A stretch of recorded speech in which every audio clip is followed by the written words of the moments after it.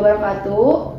Sebelumnya, perkenalkan nama saya Atika Permatasari dengan NIM 2406030 dari D3 Keperawatan kelas 2D. Di sini saya akan melakukan video role play pada pasien berduka ataupun kehilangan untuk memenuhi mata kuliah keperawatan jiwa. Selamat menyaksikan.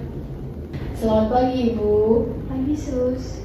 Perkenalkan, nama saya Perawat Atika. Saya bertugas di ruangan ini pada shift pagi pukul 7 sampai dengan jam 2 siang. Nama Ibu siapa? Nama saya Adina Aulia, Sus. Tanggal lahirnya berapa, Bu? 26 Juni. Baik, bagaimana perasaan Ibu hari ini? Saya merasa sedih sekarang, Sus. Baik, Ibu. Saya di sini untuk menemani rasa sedih Ibu. Bagaimana kalau kita berbincang-bincang mengenai perasaan sedih yang Ibu alami?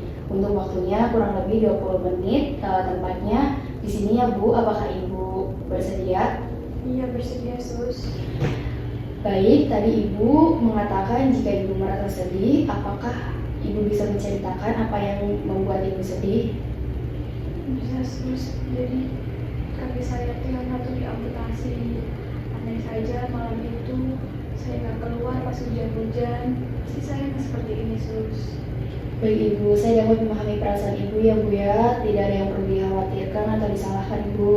Kehilangan anggota tubuh memang sangat berat ya, Bu ya. Jadi apakah ada keluarga atau orang terdekat Ibu yang biasanya mendampingi Ibu? Saya sekarang lebih merasa sendiri, terus menangis sendiri. Pokoknya saya merasa nggak ada yang dekat dengan saya, Sus. Baik, Ibu, itu salah satu cara untuk mengekspresikan perasaan Ibu. Kita juga bisa mencoba cara lainnya, Bu ya, seperti berbicara dengan orang yang dipercaya Ibu atau anak Ibu atau suami Ibu, atau melakukan aktivitas yang Ibu sukai seperti membaca berita.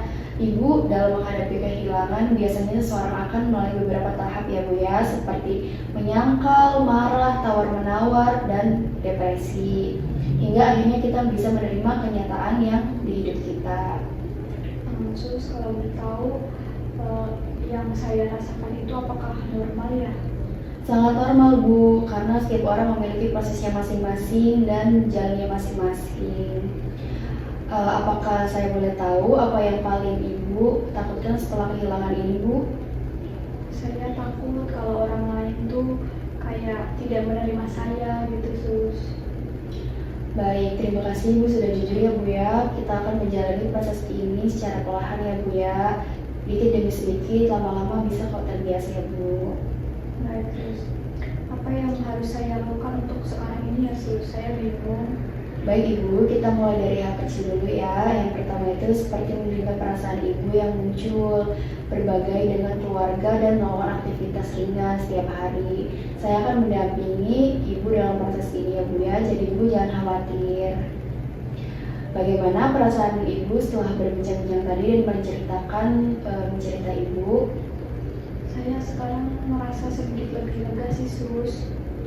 Baik, Ibu bisa bercerita juga kepada keluarga, Bapak ataupun anak Ibu ya. Saya yakin Ibu pasti bisa melakukannya untuk cerita ke keluarga Ibu. Baik, Sus. Terima kasih ya, Sus. Baik, nanti sore jam 4 saya akan mengajak Ibu untuk melakukan kegiatan yang Ibu sukai.